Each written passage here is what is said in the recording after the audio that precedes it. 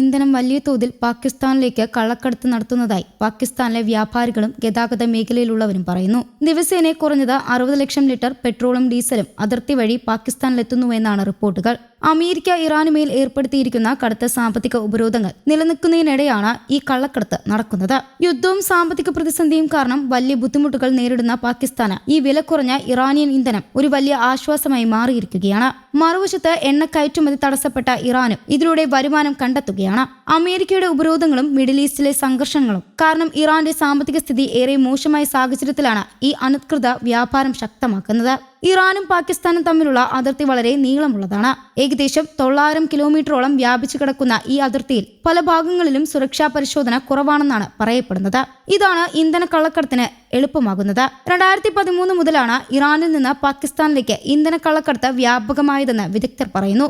അന്നാണ് അമേരിക്ക ഇറാനുമേൽ കടുത്ത സാമ്പത്തിക ഉപരോധങ്ങൾ ഏർപ്പെടുത്തിയത്.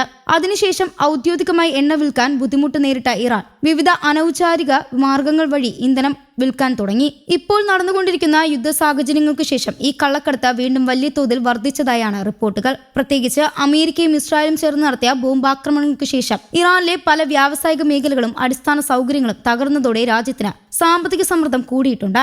ഇതിനിടെ ഹോർമൂസ് കടലിടുക്ക് അടച്ചതും ലോകവ്യാപകമായി എണ്ണവില ഉയർന്നതും സ്ഥിതി കൂടുതൽ സങ്കീർണമാക്കി. ലോകത്തിലെ പ്രധാന എണ്ണ ഗതാഗത പാതകളിൽ ഒന്നാണ് ഹോർമൂസ് കടലിടുക്ക്. ഇവിടെ പ്രശ്നങ്ങൾ ഉണ്ടാകുമ്പോൾ അതിന്റെ ആഘാതം ലോകമൊട്ടാകെ അനുഭവപ്പെടാറുണ്ട്. ഇറാനിൽ നിന്ന് വരുന്ന ഇന്ധനം പല മാർഗങ്ങളിലൂടെയാണ് പാകിസ്ഥാനിലെത്തുന്നത്. പ്രധാനമായും അതിർത്തിയിലെ ചെറിയ ക്രോസിംഗ് പോയിന്റുകൾ വഴിയാണ് പെട്രോളും ഡീസലും കടത്തുന്നത്. പിന്നീട് ഇവ ടിന്നുകളിലും വലിയ കണ്ടെയ്നറുകളിലും നിറച്ച് പിക്കപ്പ് ട്രക്കിലെ മോട്ടോർ സൈക്കിളിലും കൊണ്ടുപോകുന്നു. പാകിസ്ഥാനിലെ ബലൂചിസ്ഥാൻ പ്രദേശത്തിലാണ് ഈ പ്രവർത്തനങ്ങൾ കൂടുതലായി നടക്കുന്നത്. രാജ്യത്തിലെ ഏറ്റവും ദരിദ്രവും പിന്നോക്കം നിൽക്കുന്നതുമായ പ്രദേശങ്ങളിൽ ഒന്നാണ് ബലൂചിസ്ഥാൻ. ഇവിടെ തൊഴിലവസരങ്ങൾ വളരെ കുറവാണ്.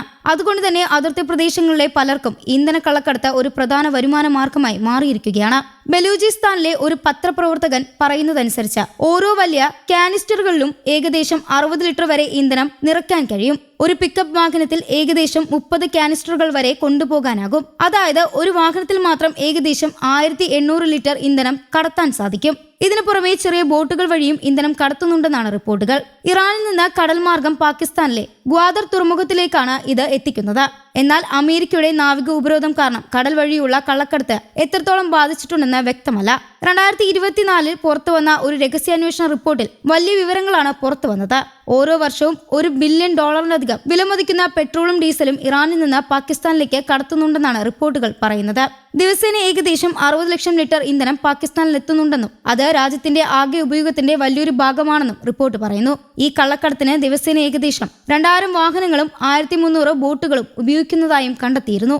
ഇറാനിലേക്ക് പണമടയ്ക്കാൻ ഹവാല എന്ന അനൗപചാരിക സാമ്പത്തിക സംവിധാനം ഉപയോഗിക്കുന്നതായും റിപ്പോർട്ടിൽ പറയുന്നു. ബാങ്കുകളില്ലാതെ ബ്രോക്കർമാർ വഴി നടക്കുന്ന ഈ സംവിധാനത്തെ കണ്ടെത്തുക വളരെ ബുദ്ധിമുട്ടാണ്. പല നിയമവിരുദ്ധ പ്രവർത്തനങ്ങൾക്കും ഹവാല ഉപയോഗിക്കാറുണ്ടെന്നാണ് സുരക്ഷാ ഏജൻസികളുടെ വിലയിരുത്തൽ. ഇന്ധന കള്ളക്കടത്ത് തടയാൻ അതിർത്തിയിൽ സുരക്ഷ ശക്തമാക്കിയതായി പാകിസ്ഥാൻ സൈന്യം മുമ്പ് പറഞ്ഞിരുന്നു. 2024 നടത്തിയ ഒരു വാർത്താ സമ്മേളനത്തിൽ സൈനിക വക്താവ് അഹമ്മദ് ഷെരീഫ് ചൌധരി പറഞ്ഞത് മുമ്പുണ്ടായിരുന്ന കള്ളക്കടത്ത് വലിയ തോതിൽ കുറഞ്ഞുവെന്നാണ്. എന്നാൽ ഇപ്പോഴത്തെ യുദ്ധ സാഹചര്യങ്ങളും ഇന്ധനക്ഷാമവും കാരണം വീണ്ടും കള്ളക്കടത്ത് വർദ്ധിക്കുന്നുവെന്നാണ് പുതിയ റിപ്പോർട്ടുകൾ.